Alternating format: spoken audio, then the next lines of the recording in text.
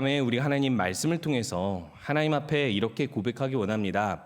내가 여기 있습니다. 하나님, 나를 써 주시옵소서. 고백했으면 좋겠습니다. 하나님은요, 변함없이 우리와 가까이, 우리 안에, 우리 위에 어디서나 계신 분이십니다. 그런데요, 우리들은 하나님을 그렇게 느끼지 않곤 하죠. 물론 우리들이 그렇게 느끼지 않고 싶어서 그런 것도 아니고, 매일 하나님을 찾고 기도하고 말씀을 보는데도 불구하고 우리의 마음은 하나님과 멀어지기 십상이고, 또 종종 그렇게 멀어진 우리의 상태를 발견하게 됩니다. 그래서 이사야서 29장 13절에서는 이렇게 말씀합니다. 내 백성이 입으로는 여호와를 공경하지만 마음은 내게서 멀도다. 근데 아주 다행히도 하나님은 우리에게서 멀지 않습니다. 하나님은 우리와 항상 함께 하시고 가까이 하시며, 그런 가까이 계시는 하나님, 가까이 계시는 정도가 아니라 충만히 계시는 하나님을 보고 발견하기 원합니다. 우리가 만약 그 하나님을 보게 된다면 언제나 우리들은 하나님의 부르심 앞에 이렇게 고백하게 될 것입니다. 내가 여기 있습니다. 하나님이 여기 계신 것처럼 내가 주님 앞에 여기 왔습니다. 나를 써 주시옵소서. 이렇게 고백할 것입니다. 오늘 우리가 이사야의 소명장을 볼 텐데요. 이사야의 소명은 좀 다른 선지자들의 소명과 다른 좀 독특한 두 가지 특징이 있습니다. 첫 번째는 이 다른 선지자들과 다르게 이사야가 하나님의 환상을 보고 하나님의 특별한 부르심을 받는 이 장면이 이사야 1장 첫 장 처음 부분에 나오지 않고 중간 5장에서 7장 사이에 나온다는 것이고요. 이 두 번째는 보통 선지자들을 하나님께서 부르실 때 너 2인칭으로 부르시거나 네가 가라, 네가 해라, 네가 전해라, 보통 그렇게 하시거나 아니면 이름을 부르시죠. 모세야, 엘리야야 뭐 등등. 이름을 부르시고 2인칭으로 부르신다는 건 직접적 부르심이 있다라는 거잖아요. 하나님을 부정할 수가 없습니다. 그런데 오늘은요, 이사야한테 이사야야라고 부르지 않습니다. 이사야라고 끝나서 이사야야, 이게 이제 조금 이 모음이 겹치니까 그렇게 안 부르신 것이 아니라, 하나님께서 이사야를 그 이름을 부르시거나 2인칭으로 네가 가라라고 말씀하지 않으시는 중요한 이유가 있습니다. 하나님의 부르심의 특징이, 이사야를 부르시고 그 이사야에게 나타나신 하나님의 특징이 조금 다른 선지자들과 물론 같은 부분도 있지만 독특하게 다른 부분이 있기 때문에 그런 것이죠. 그래서 오늘 이사야의 이 소명장을 우리가 함께 보면서 우리에게도 하나님께서 여전히 부르고 계시고, 똑같이 우리의 이름을 콕 찍어 부르시지 않아도 네가 가라, 네가 해라 라고 말씀하시지 않아도 주님 말씀 앞에서 내가 여기 있습니다 고백하시는 우리 모든 성도님들 되시기 바랍니다. 오늘 말씀은 이렇게 시작하고 있습니다. 우시야 왕이 죽던 해라고 시작하고 있죠. 보통 예레미야나 에스겔, 이사야를 대선지서라고 이야기하죠. 굉장히 많은 분량의 예언서를 기록하고 있고, 그 예언들은 이스라엘의 미래, 그리고 이스라엘이 지금 당면하고 있는 현실에, 그리고 예수 그리스도 영원한 하나님 나라의 그 모든 예언에 적실하고 구체적이고, 그리고 상당히 많은 분량의 예언을 하고 있기 때문에 대선지서라고 이야기합니다. 물론 소선지서의 12, 12 선지자들과도 크게 존재로서는 다를 바 없겠지만요. 그런데 예레미야나 에스겔을 보면 제가 앞에서 이야기했던 것처럼 소명이 맨 앞에 있습니다. 그리고 그들은 하나님의 특별한 소명을 받고 나서 그 하나님 말씀을 전하기 시작하죠. 아무래도 이 선지자가 하나님의 말씀을 전한다는 것은 구약 시대에는 지금 시대와는 조금 더 다르게 위험에 노출되는 상황에 빠지기 때문에 그러한 것 같습니다. 이 구약의 선지자들을 우리가 살펴보면 구약의 선지자들은 조금 이 신약 시대와 조금 다른 특징들이 좀 있습니다. 몸으로, 삶으로 하나님께서 말씀하시는 것을 실행에 옮겨야 했었어요. 예를 들어 호세아는 음녀와 결혼해야 했고, 에스겔은 아내가 죽는데도 애곡하지 못했고요. 그리고 이사야는 벗은 선지자의 예표, 에스겔도 인분도 먹기도 하고, 그런 뿐만 아니라 이들은 말씀으로 말씀을 전함으로 인하여서 많은 자기 백성들에게 미움을 받고 핍박을 받고 심지어는 순교를 당하기까지 한 선지자들이 있죠. 뭐 이사야도 이 고전에 의하면 이 톱으로 그 므낫세에 의해서 톱으로 켜서 죽었다라는 이야기도 있습니다. 그 정도로 하나님의 선지자로서 말씀을 전한다는 것은 이렇게 저처럼 목회자로서 설교하는 정도가 아니라는 것입니다. 이 상당히 위험에 노출되는 것이기 때문에 이 부르심, 이 말씀을 전하는 것은 이 상당히 위험한 일입니다. 그렇기 때문에 하나님께서는요, 특별히 이들을 부르시는 사건, 그것을 경험하게 하십니다. 그런데 오늘 똑같이 이 이사야가 하나님의 부르심을 받는 연대를 이렇게 이야기하고 있어요. 우시야 왕이 죽던 해, 예레미야 때도 에스겔 때도 하나님께서 어떤 왕의 몇 년에 이렇게 말씀하시기 때문에 연대를 이야기하는 것은 사실 좀 독특한 것은 아니라고 할 수도 있습니다. 그런데요, 이사야는요 1장 1절에 보면 어느 시대의 말씀을 전했다라고 이야기를 하냐면 우시야, 요담, 아하스, 히스기야 시대에 말씀을 전했다라고 이야기합니다. 그러면 우시야 시대에도 말씀을 전했고 하나님의 계시를 받았다라고 이야기를 할 수 있잖아요. 근데 우시야 왕이 죽던 해에면은 우시야 왕이 죽던 해에 죽기 직전에 계시를 받았다 이렇게 이야기하는 건 아니잖아요.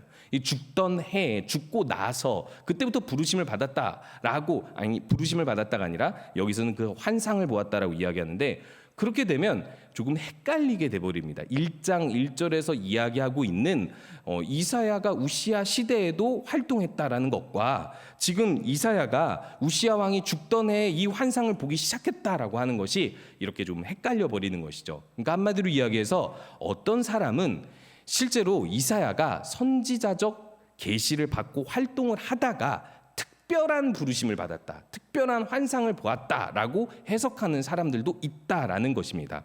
또 반대로 생각을 해보면 지금 이사야가 부르심을 받을 때 8절에서 보면 하나님께서 이렇게 말씀하시죠. 내가 누구를 보내며 누가 우리를 위하여 갈꼬라고 이야기합니다. 누구라고 이야기하죠. 그건 없다라는 뜻입니다. 아무도 없다. 지금 내가 쓸 사람이, 나를 위해 갈 사람이 없다. 그때 이사야가 마치 처음 부름받은 것처럼 이야기하면서 내가 여기 있나이다 하기 때문에 사실상 이 소명을 일찍이 받았지만 소명받은 때를 5장과 7장의 이야기와 일치시키기 위해서 6장에 기록하고 있다라고 주장하는 사람들도 있습니다.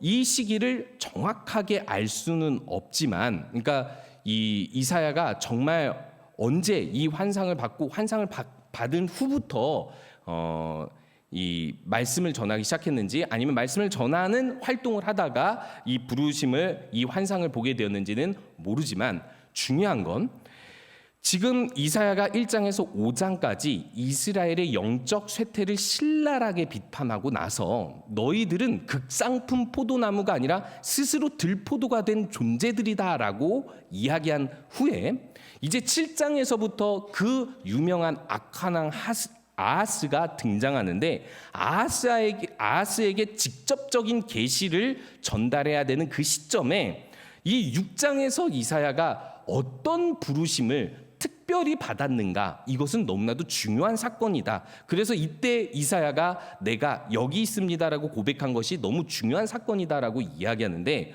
그 사건이 일어나는 발단이 우시야 왕의 죽음이라고 이야기하고 있습니다. 우시야 왕의 죽음이 이사야에게 상당히 영향력 있는 사건이라는 것을 이야기하기 위해서 우시야 왕이 죽던 해라고 이야기를 하고 있는 것이죠. 그때 이사야는 무엇을 봅니까? 내가 본즉 주께서 높이 들린 보좌에 앉았다라고 이야기하고 있습니다. 이 보좌가 뭐죠? 왕이 왕만 앉을 수 있는 보좌가 있는데 항상 여기 앉아 있는 것이 아닙니다.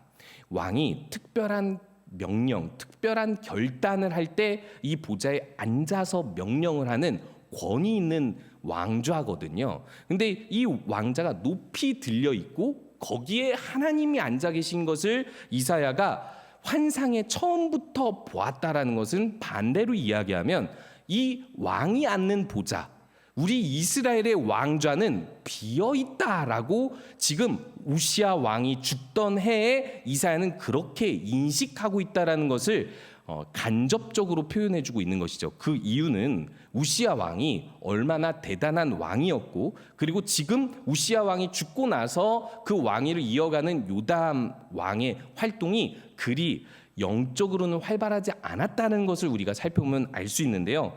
우시야 왕의 행적에 대해서는 역대하 26장에서 간략하게 보고하고 있습니다. 이것을 제가 말씀으로 요약해서 말씀드리면, 첫 번째로 우시야를 이렇게 평가합니다. 여호와 보시기에 정직하게 행한 사람. 그래서 26장 5절에서는 하나님의 묵시를 밝히 하는 스가랴가 사는 날에 하나님을 찾았고 그가 여호와를 찾을 동안에는 하나님이 형통하게 하셨더라. 한마디로 이야기하면 스가랴라는 선지자가 이 우시야와 함께 있었을 때 이 스가랴의 영향으로 하나님을 온전히 찾고 순종했던 선한 왕이었다라고 이야기하고, 여기에서 이 우시야를 형통하게 한 주인공이 하나님이라고 이야기하면서 이 우시야 왕의 통치가 선했을 뿐만 아니라 다윗 시대만큼이나 완벽했고 좋았고 아주 그의 업적이 대단했다라고 이야기할 수 있는데요.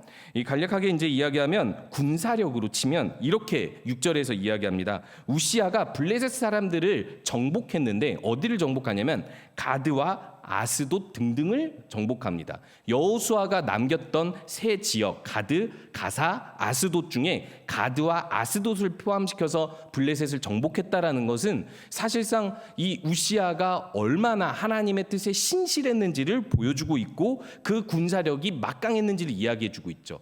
암몬 주변의 민족, 이 이스라엘을 적대시하던 암몬도 조공을 바칠 정도로 군사력이 막강했고, 이 군사의 숫자, 지휘관의 숫자는 사실상 다윗 시대와 맞먹을 정도의, 남유다로서는 맞먹을 정도의 숫자였습니다.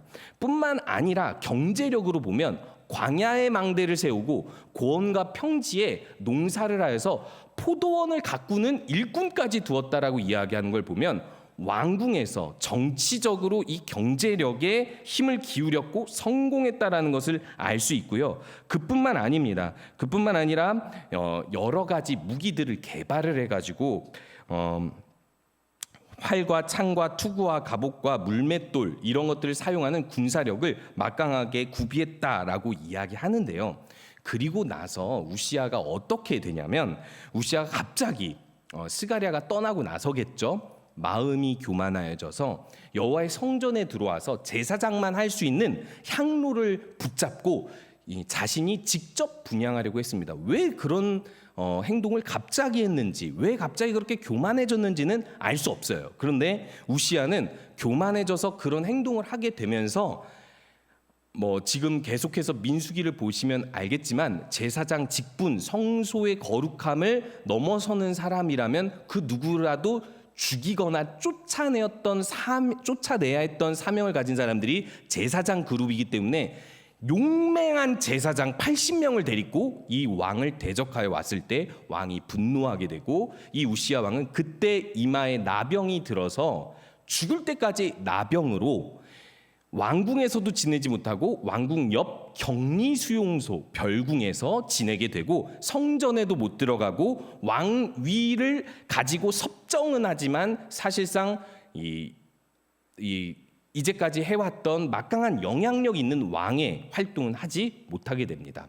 이 대신 요담이 통치했던 16년의 기간 동안 12년은 섭정을 했고, 그 섭정했었던 같이 왕위를 함께 누렸던 기간 동안에 얼마나 활약했는지는 모르겠지만, 이 요담에 대해서 역대기는 이야기하기를 요담은요 아버지 우시야처럼 정직한 왕이기는 했으나, 선한 왕이기는 했으나 그가 성전에 들어가지 않았다라고 얘기해요. 왜인지 아시겠죠? 우시야가 어떤 실수를 했으니까 이게 너무 극단적인 반향이었던 것으로 추정됩니다. 그리고 백성들은 여전히 부패하였다라고 보고하고 있습니다. 그러니까 요담이 아버지의 사례를 보고 선한 왕으로 조용히 살기는 했으나 영적으로 백성들에게 영향력은 펼치지 않았으니 이 간극이 어땠을까요? 우시야가 나병 들기 전에 영적으로나 국방력으로나 경제적으로나 이 나라는 하나님께서 주신 복으로 충만한 나라였습니다. 다윗의 때가 다시 부활하는가 정도였죠. 그런데 요담과 섭정하는 그 나병의 기간 동안 많은 사람들은 누구에게 기대를 했을까요? 요담이죠. 그 아들 요담이 우시야처럼은 해주겠지, 반 정도라도 해주겠지 생각했는데 아마 그 정도는 아니었던 것 같고, 백성들은 여전히 부패했다라고 이야기하고, 우시야 요담의 시대에 계시를 받았던 이사야가 1장에서 5장에서 이 이스라엘 백성의 제사를 비판하고, 그리고 이들의 일상, 우상 숭배, 이들의 신앙, 이들의 삶을 모조리 신랄하게 비판하면서 하나님의 말씀을 전한 것을 보았을 때 기대에 못 미쳤을 뿐 아니라, 제가 앞에서 이야기했던 것처럼 선한 왕의 그 보좌, 빈자리가 없어 보였을 것이라 우리들은 추정할 수 있고, 이때 하나님께서는 이사야에게 무엇을 보여주시는가? 높이 들린 보좌에 하나님이 왕으로 앉아있다는 것을 보여주는 것입니다. 우리들은 어떻게 보면 이사야처럼 하나님을 바라본다, 하나님의 사람이다라고 하면서도 우리의 무게중심을 하나님 외에 다른 누군가에게 둘 때가 있습니다.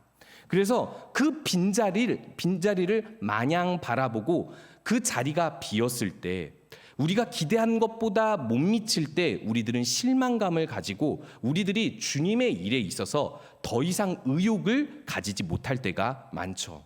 사실은요, 사탄은 그 점을 노립니다. 우리가 낭망하고 좌절하고 실망을 해서라도 우리가 의욕이 가득 차서 하나님을 위해서 어떻게 일하고자 했던 그 모든 비전, 그 모든 열정 다 없애버리고 그저 이름 없는, 이건 이름 없는 그리스도인은 좋은 표현인데, 그저 아무런 능력 없는, 경건의 모양만 남아버리고 경건의 능력이 없는 그리스도인으로, 그저 박영선 목사님이 이렇게 표현하더라고요. 팬티바람으로 구원받은 사람으로 살게 하십니다. 이 불나면 팬티바람으로 도망가잖아요. 그래서 구원은 받았는데 아무런 세상에서 선한 영향력을 펼치지 못한 그리스도인을 비유하는 말입니다. 어찌 보면 이사야는 그런 상태에 빠졌을지도 모릅니다. 정말 이때부터 선지자 활동을 했는지, 선지자 활동을 이전부터 하다가 더 특별한 환상과 계시를 보았는지는 정확하지는 않아도, 분명히 우시야 왕이 죽던 해에 높이 들린 보좌를 보면서 이사야는 한 가지를 분명하게 깨닫습니다. 이 자리는 비어있지 않았구나. 하나님은 언제나 이 왕자에 앉아서 높이 들린 보좌에서 나를 보고 우리를 통치하고 다스리고 계셨구나.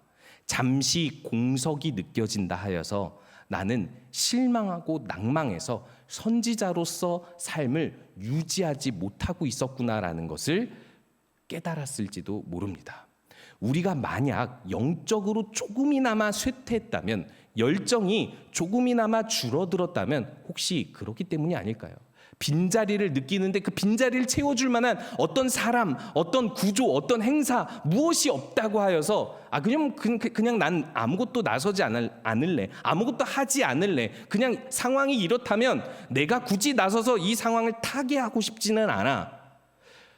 이것이 예수님이 우리에게 가르치신 제자도, 하나님 나라와 의를 먼저 구하는 삶입니까? 하나님 나라는 침노를 당한다 했는데 우리는 정말 그렇게 주님의 나라를 위하여서 힘있게 전진하고 있습니까? 이때 하나님께서는요, 보여주십니다. 내가 이 땅에 왕좌에 앉을 뿐만 아니라 나의 모든 권위와 능력과 나의 모든 존재가 가득 차 있다라고 보여주고 계십니다. 그래서 계속해서 이런 광경을 보여주시죠. 그의 옷자락은 성전에 가득하였다라고 이야기합니다. 이사야가 성전에 있었는지 아니면 성전에 있는 환상을 보았는지 모르겠지만, 성전에 하나님의 옷자락이 가득한 환상을 보았다는 것은 무엇을 보여줬다라는 거죠? 왕의 옷자락 혹은 사람의 옷자락은 그 사람의 통치 영역이나 그 사람의 보호를 뜻하는 어떤 그런 의미의 옷자락이거든요. 그래서 그 옷자락이 성전을 다 덮었다라는 것은 하나님께서 여전히 온 땅을 가득히 통치하고 계시고 그 영광이 충만하다라고 이야기를 하고 있는 것이고, 그리고 그 옆에 천사들이, 스랍들이라고 표현된 천사들이 이제 날개로, 6날개로 날면서 둘로는 얼굴을 가리고 둘로는 발을 가리면서 찬양을 하는데, 이제부터는 이사야의 귓가에 들리는 찬양 소리죠. 거룩하다, 거룩하다, 거룩하다. 3번 외침으로 인하여서 아마 3번 이상이지 않았을까. 그리고 메아리 치면 더 많이 들리잖아요. 그래서 거룩하다, 거룩하다, 거룩하다 이러지 않았을까 싶은데, 어찌됐든 이 거룩하다 3번을 통하여서 이 천상의 존재들의 찬양 소리를 통하여 하나님의 영광이 여기에 임했고, 보이지 않던 그 영광을 눈으로도 귀로도 확인하게 하시는 것입니다. 그때 이사야는 무엇을 알게 되었을까요? 이들의 찬양 소리처럼 하나님의 영광이 온 땅, 온 하늘에 충만하니 내가 손 쓸 것이 없고, 내가 내 능력을 탓할 것도 없고, 이 왕의 빈자리를 가지고 실망할 필요도 없다라는 것을 알게 되는 것입니다. 그러면서 이 이사야는 다시 한번 힘을 얻기 시작합니다. 보이지 않던 하나님의 영광이 온 땅에 충만하고, 그 하나님의 보좌에 앉으신 하나님의 권위, 그 능력을 보게 되면서 하나님께서 이 땅 가운데 일하실 미래를 보게 되는 것이죠. 혹시 우리가 삶 가운데에서 종종 이 빈자리를 느낄 때가 있지 않습니까? 그런데요, 하나님께서는요, 그 빈자리 가운데 찾아오셔서 하나님이 그 빈자리를 채우시고 언제나 우리와 함께 하시고 우리를 다스리고 인도하시는 하나님이심을 보여주시는 분이십니다. 그런데요, 여기서부터 이 정도 하나님께서 그 영광을 보여주셨으면 여기서 이사야는 고백해야 됩니다. 하나님, 내가 여기 있습니다. 나를 써 주시옵소서. 아니면 하나님이 8절에서 하는 질문, 내가 누구를 보내며 누가 우리를 위하여 갈고, 이 질문을 해야 되거든요. 그런데요, 이야기는 그렇게 바로 8절로 전개되지 않고 그 다음에 이렇게 전개되고 있습니다.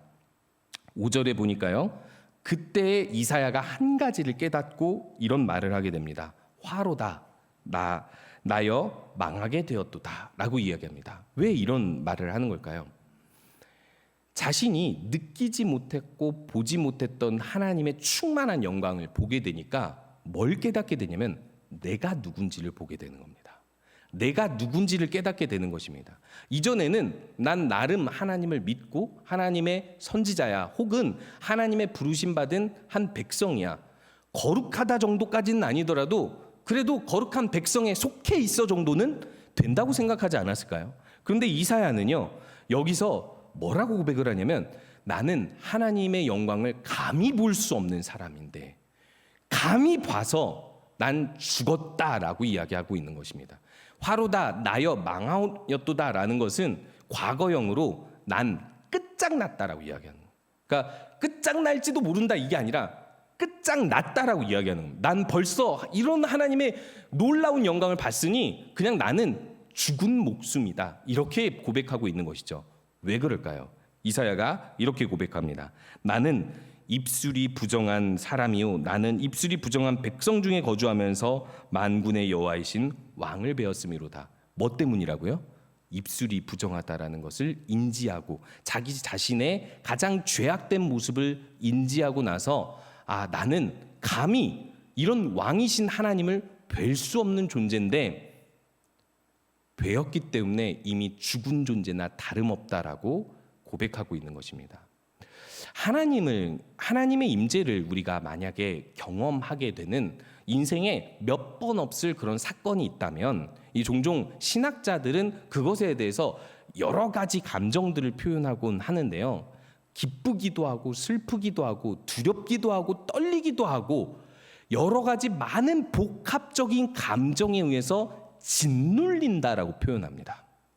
하나님이 나를 너무나도 충만히 기쁨을 누리게 하는 것 같으면서도, 평안하게 하시는 것 같으면서도 너무나도 두려움과 벅찬 감격에 빠져서 그 감정, 그 상태를 컨트롤할 수 없는 상태로 몰고 가신다라고 표현을 하죠. 아마도 이사야는 그때 자기 자신이 누군지, 내가 어떤 사람인지를 깨달았던 것 같습니다. 제가 앞에서 이야기했던 것처럼 만약에 선지자 활동을 이미 하고 있었다면, 혹시 하고 있지 않았었더라도 다른 직분으로 하나님을 섬기고 있었다면, 이 이제 이사야에 대해서 추측되는 여러 가지 직분들이 있는데, 궁중 서기관이었을 수도 있다, 성전 제사장이었을 수도 있다, 어찌됐든 하나님과 관련된 이 봉사자로서 봉사하고 있었다라는 것을 추측해 볼 때 이사야는 뭘 고백한 거냐면요,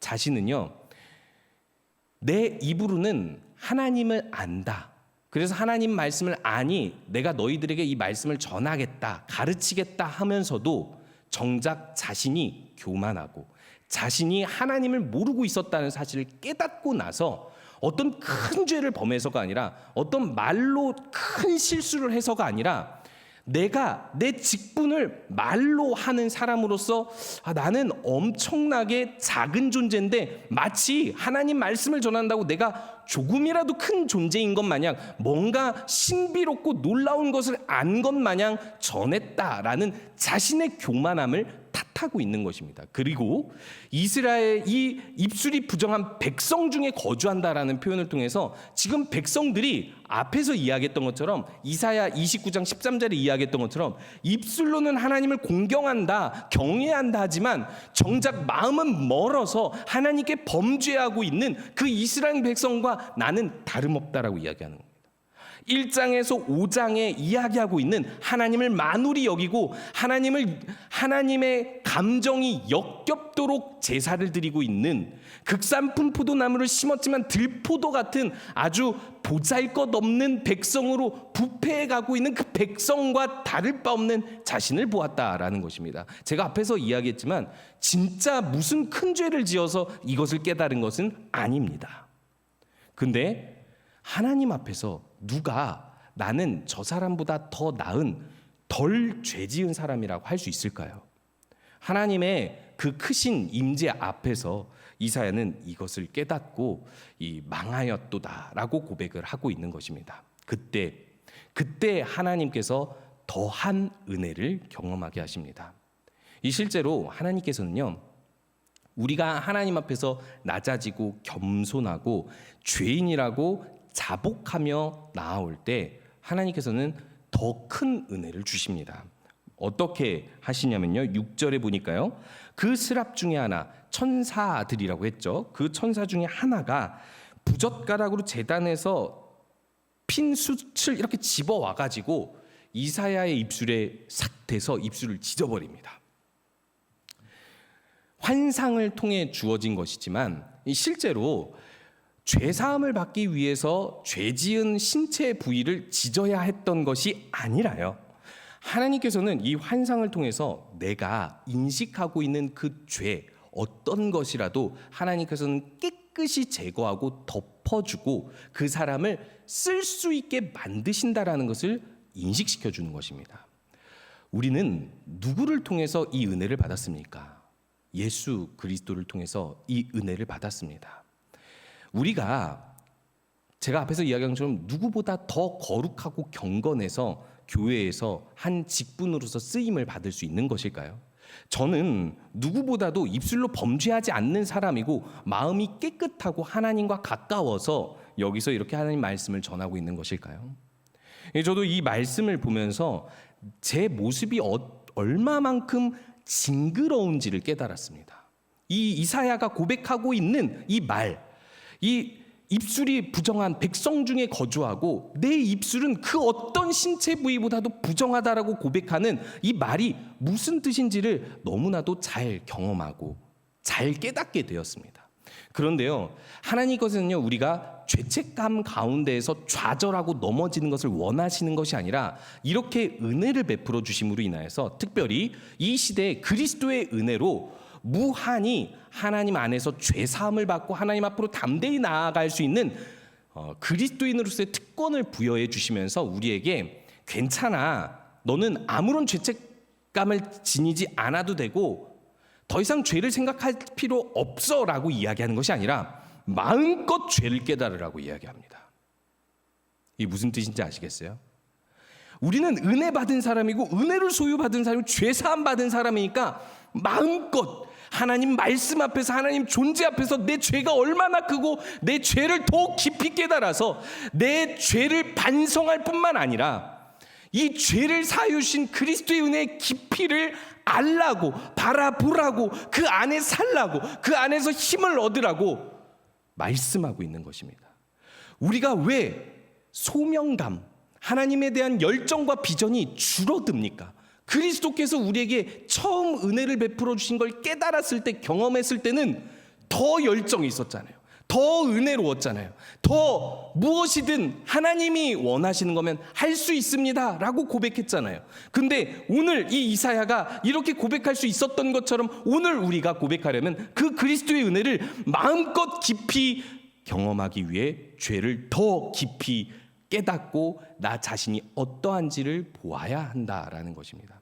가끔요, 제가 이 천부적으로, 유전적으로 이렇게 이 동성애 교육주의를 막 이렇게 공부하면서 저는 유전 이런 것이 막 머리에 박혔는데요. 저는 그런 생각이 좀 들었어요. 남들과 다르게 나에게 정말 유전적으로 나쁜 유전자가 있다면 뭐가 있을까? 이것을 저희 어머니께서 말씀해 주셨습니다. 어머니께서 제가 아기 때, 그게 몇 개월인지 잘 기억이 안 나요. 근데 그 기어 다닐 때였으니까 아마 제가 8개월 때 걸었으니까 6개월 막 7개월 이때였던 것 같아요. 근데 어떤 여자아이가, 같은 또래 여자아이가 저를 밀었대요. 근데 그 다음날 그 여자아이를 만나자마자 여기 볼을 깨물어 버렸대요. 그래서 어머니께서 그때 깨달았어요. 이 아이는 남다르구나. 복수심이 남다르구나. 이 아이가 죄를 가지고 태어났다면 남다르게 이렇게 악한 구석이 있겠구나. 이거 잘 가르쳐야 되겠다라고 생각을 했대요. 그런데요, 저는 어머니께 이 말을 제가 초등학교 때도 듣고 중학교 때도 듣고 고등학교 때도 그러고 보니까 매년 듣는 것 같거든요. 그러면 제가 나쁜 사람이라는 거잖아요. 근데 어머니께서 그런 이야기를 반복해서 말씀해 주시면서 항상 저는 단 한 번도 부정한 적이 없습니다. 제 마음에는요, 얼마나 소심하고 꽁하고 그 담아두는 그 아주 그런 악함이 가득한지, 뭐 다른 분들도 그러신지 모르겠는데, 그래서 사실 용서를 잘 못합니다. 그런데요, 다행히도 진짜 용서할 수 있는 비결을 알았어요. 근데 그게 뭐냐면요, 하나님 앞에서 내가 얼마나 빚진 자고 죄를 지은 사람인지를 보기만 하면 돼요. 뭐 용서하려고 별의별 걸 했죠. 내가 저 사람을, 그 사람 이름 대면서 그 사람이 저를 그때 그렇게 막 그런 표정으로 쳐다보고 날 때리고 막 나를 뭐 비웃고 막 그랬었던 그런 그 사람을 용서해 주세요 하는데 막 이렇게 머릿속에는 더 그 사람이 미워지고 마음속은 분노가 갑자기 일어나서 아, 네 진짜 기도 그만하고 그냥 어떻게 복수를 해볼까 뭐 이런 생각을 하게 될 정도로 그 악을 제거하기가 어려웠는데, 참 신기하게도 하나님 앞에서 내가 얼마나 큰 죄인인지를 보기 시작하니까요, 이 사실 하나님 앞에서 내가 조금 말 그대로 성경책 한 페이지 정도 에이씨 하고 우시야 우씨 이러면서 막 페이지를 찢으면서 막 하나님을 만홀히 여겼다 하더라도 이 죄 하나만으로도 갚을 수 없는 죄잖아요.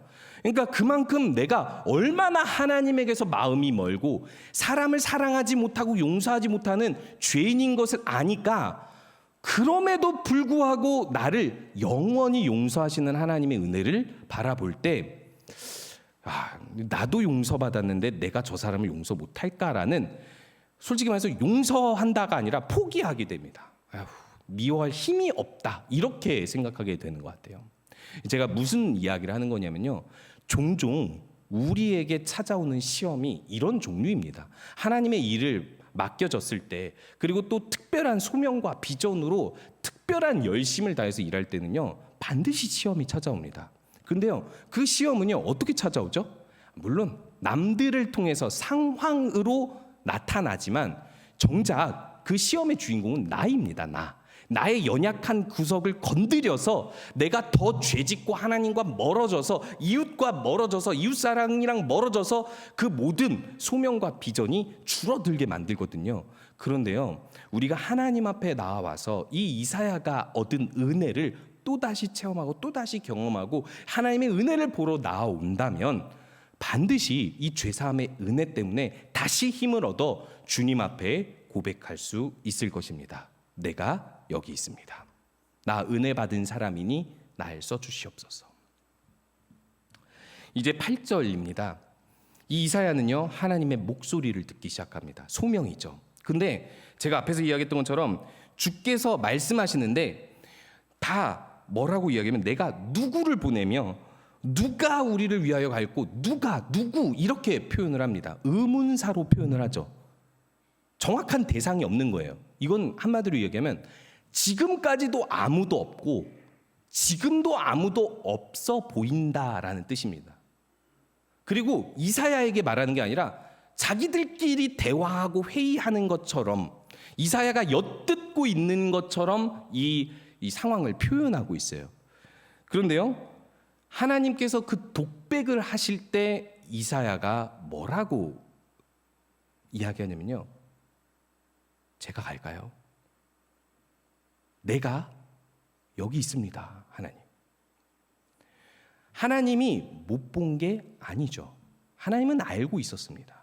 이미 이사야를 부르시려고 앞에서 이야기했던 이사야가 우시야 왕이 죽던 해에 낭망하고 왕의 빈자리를 빈 보좌를 보면서 낭망하고 있을 때 높이 들린 보좌와 충만한 영광을 보여주시고 그 영광 앞에서 무너질 때 그 입술에 숯을 대심으로 죄사함의 은혜를 깨닫게 해주시면서 이제 부르심을 이렇게 이야기하는, 내가 누구를 보내며 누가 우리를 위하여 갈고.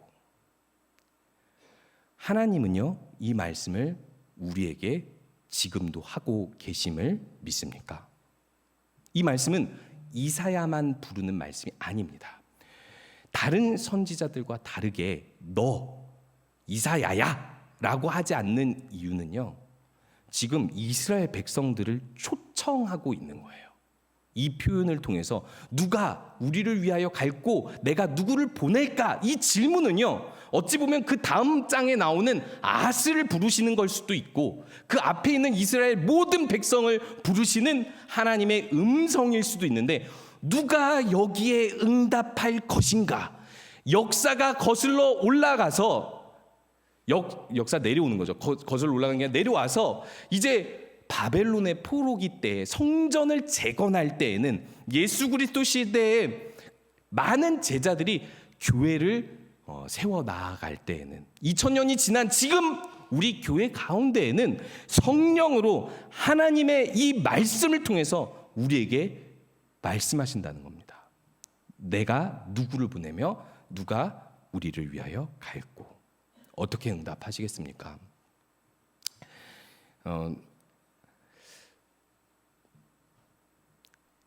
제가 이번 주에 이제 이광재 장로님과 예배위원장이기 때문에 찬양제를 놓고 이렇게 회의를 하다가 이 음성이 떠올랐습니다.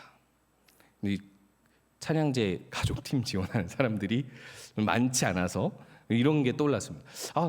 진짜 우리의 심정이 이런 것이 아닐까라는 생각이 들었습니다. 하나님의 일은 놓여져 있는데 그 일이 잘 진행이 되지 않을 때 우리들의 심정이 이러하듯이 하나님께서는요, 계획하신 일들, 하나님의 더 거룩한 일들이 있음에도 불구하고 우리들은 아무도 반응하지 않고 눈치만 보면서 하나님, 저는 그만한 능력은 없습니다. 하나님, 저는 그만큼 은혜 받지는 않았습니다 하면서 하나님의 이 음성에 우리가 여기 있습니다라고 하지 않는 것은 아닐까라는 생각을 해보았습니다. 절대 제가 오후 예배 때 말씀드렸던 것처럼 찬양제 지원을 위해서 이 본문을 선택하지 않았습니다. 우리도 하나님께서 우리에게 맡기신 모든 일들 가운데 사명과 비전 가운데에서 이렇게 반응하셨으면 좋겠습니다. 누가 금요 기도에 와서 교회를 위하여 기도할고, 누가 이 교육부서 많은 교사들의 행사 가운데에서 헌신하여 아이들 다음 세대를 키우고 양육할고, 누가 그 사람에게 가서 전도할까? 아무도 찾아가지 않고 모두가 기피하는 그 사람에게 가서 누가 사랑을 전할 수 있을까? 하나님의 그 음성은 온 세상 곳곳에서 울려 퍼지면서 충만히 우리에게 말씀하고 계십니다. 우리 하나님 앞에서 내가 여기 있습니다 고백하는 우리 모든 성도님 되시기 바랍니다. 우리 함께